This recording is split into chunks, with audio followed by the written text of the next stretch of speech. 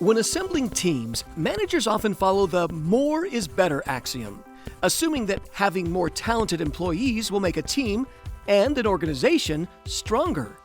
But is this always the case? What if other factors were stronger predictors of success? Professional sports teams are always looking for top talent, believing that the more money the team spends, the better its odds of winning more matches.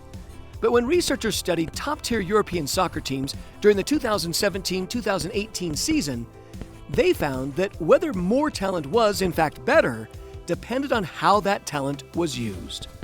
In particular, teams with highly connected decentralized workflows, such as many players passing to each other without relying on a few stars, were best at extracting value from talent.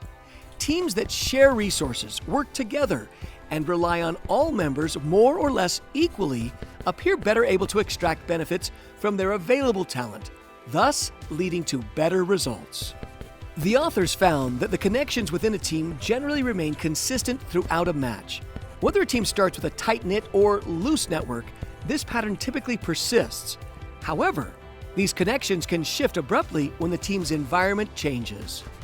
Managers can strategically allocate their team's talents to enhance performance by adjusting the team's social dynamics.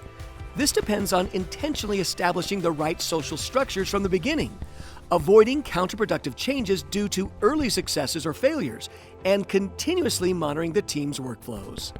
Wonder when having more talent leads to increased performance? Then read this paper to find out.